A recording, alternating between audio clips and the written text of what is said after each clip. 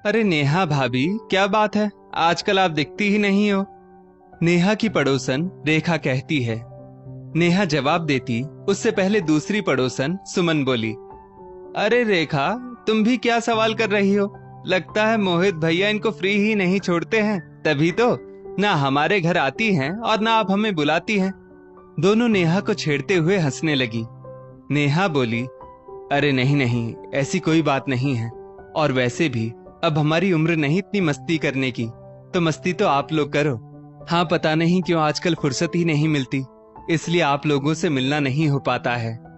रेखा बोली, अरे सुमन भाभी, आप तो फिर भी थोड़ी दूरी पर रहती हो, मैं तो इनके बगल में रहती हूँ, फिर भी इनकी आवाज तक नहीं आती। बच्चों के जाने के बाद तो बिल्कुल खामोशी सी छा गई है। नेहा बोली, हाँ, बच्चों के जाने के बाद किसी काम में मन ही नहीं लगता है, फिर भी पता नहीं कैसे व्यस्त हो गई हूँ। रेखा बोली, क्या बात करती हो भाभी, बच्चे भी हॉस्टल चले गए, फिर भी आपको फुर्सत नहीं मिलती। हमें तो लगता था आपकी उम्र में लोग एक दूसरे के लिए ज्यादा वक्त निकालते हैं और जिंदगी को बहुत अच्छे से एंजॉय करते हैं, पर आप जैसा कह रही हैं तब तो हमें भी सोचना होगा। सुमन बोली, और नहीं तो क्या, हम तो आपको देखकर खुश होते थे कि जब हमारे भी बच्चे बड़े हो जाएंगे तो आपकी तरह हम भी एक दूसरे के साथ स्पेशल टाइम बिताएंगे, पर आप जैसे बोल रही हैं तब तो सच में सोचना होगा। नेहा बोली, जैसा हम सोचते हैं हर बार वैसा होता नहीं है, और पति पत्नी के बीच बच्चे वो डोर होते हैं जो उनको हर पल जोड़ के रखते हैं। फिर उनके जाने के बाद सब अपनी ही दुनिया में खो जाते हैं, पर इतनी भी मैं बिजी नहीं हूँ कि आप लोगों से मिल ना सकूं, तो जल्दी ही चाय पर मिलते हैं। इतना कहकर नेहा ने उस बात को वहीं खत्म किया और पौधों को पानी देकर घर के अंदर चली आई। रविवार का दिन था। 8 बजे खिड़कियों के पर्दे हटाते हुए नेहा अपने पति मोहित से बोली, अब उठ भी जाइए, सूरज सिर पर चढ़ाया है। मोहित झल्लाते हुए बोला, क्या है, पर्दे लगाओ, और मुझे तुम्हारी तरह कोई चूल्हा चौका नहीं करना है। रविवार का दिन है यार, आराम से सोने दो। पूरे हफ्ते काम करता हूँ तो एक दिन तो आराम करने दो। नेहा ने जैसे पर्दे हटाए वैसे ही लगा भी दिए और वहां से चली गई। नेहा बालकनी में झूले पर बैठकर अकेली चाय पी रही थी और सोच रही थी, काश वो पुराने दिन लौट आते। जब कोई नहीं मिला तो उसने अपनी बड़ी बहन नीलम को फोन किया और बोली, अब तो बच्चे भी नहीं हैं, फिर भी एक वक्त था जब हम एक दूसरे के साथ कितना वक्त बिताते थे, पर इस पैसे की चाहत ने तो हमें एक दूसरे से दूर ही कर दिया। नीलम बोली, इसमें उनकी भी गलती क्या है, वो बेचारे सुबह से रात तक खटते ही रहते हैं, तो एक रविवार ही तो मिलता है जब ना ऑफिस जाने का झंझट, ना साग सब्जी की टेंशन।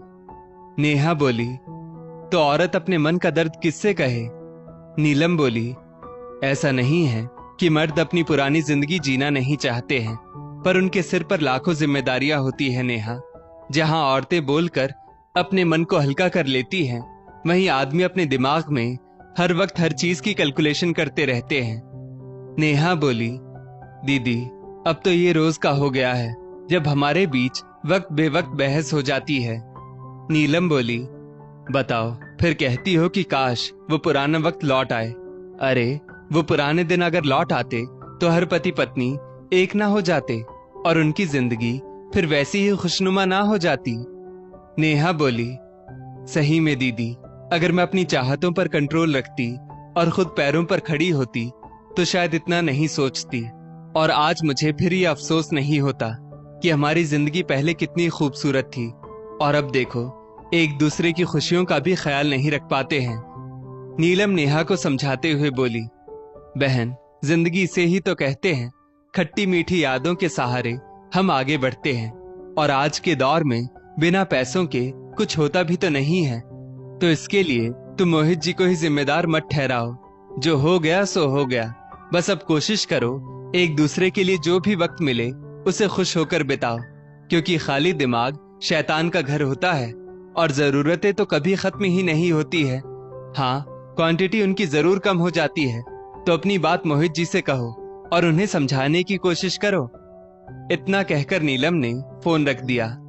1-2 घंटे बाद जब मोहित की नींद पूरी हुई तो वो बालकनी में आया और पीछे से नेहा के कंधे पर हाथ रखकर बोला, सॉरी नेहा, मुझे नींद आ रही थी।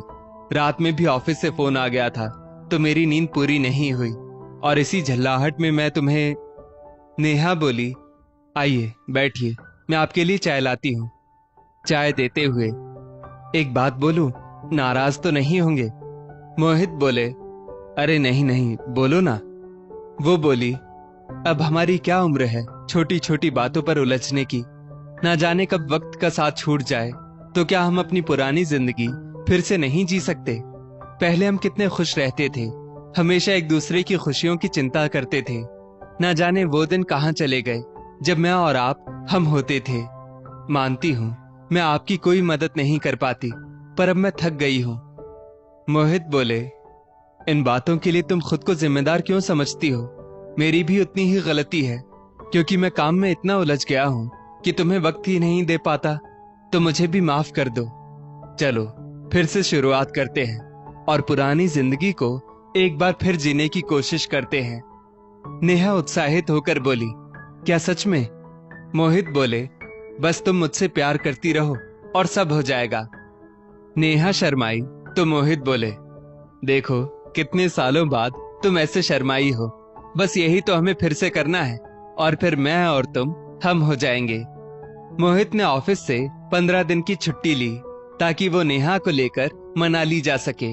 जब उनके बच्चों को इस बात का पता चला तो वो भी बहुत खुश हुए कि एक बार फिर मम्मी पापा एक दूसरे को समय दे रहे हैं।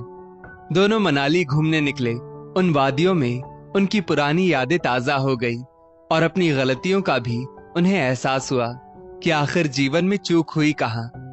दुनियादारी की फिक्र ना करते हुए उन्होंने अपने रिश्ते को दोबारा एक मौका दिया और पुरानी जिंदगी जीने की कोशिश की। 15 दिन बाद जब वो घर लौट आए और अगले दिन मोहित मुस्कुराते हुए ऑफिस जा रहे थे और नेहा उन्हें विदा कर रही थी, तभी नेहा की नजर रेखा और सुमन पर गई, जो रोज की तरह पतियों के जाने के बाद सुख दुख बांट रही थी। नेहा बोली, अरे रेखा जी, सुमन जी, कहाँ रहती हो आप दोनों? दिखती नहीं हो। आओ साथ बैठकर चाय पीते हैं। रेखा बोली, क्या बात है भाभी, 15 दिन में आप बिल्कुल बदल गई। नेहा बोली, बदलना ही था। तो सुमन बोली, जरा नेहा जी के चेहरे की चमक तो देखो, और आज ये हमारे लिए वक्त निकाल रही हैं। नेहा बोली, आस पड़ोस को तो वक्त देना ही चाहिए, पर सबसे ज्यादा आपके वक्त पर जिसका अधिकार है उस पर सबसे पहले ध्यान देना चाहिए। रेखा बोली, मैं भी अपने इनसे कहती हूँ मुझे भी कहीं ले चले। सुनो जी, सुनते हो क्या? सुमन बोली, फिर मैं क्यों पीछे रहूंगी, मैं भी जाकर नेहा भाभी की बात बताती हूँ इनको। इतना कहते हुए दोनों अपने घर के अंदर चली गई। नेहा मुस्कुराते हुए अपने काम में लग गई।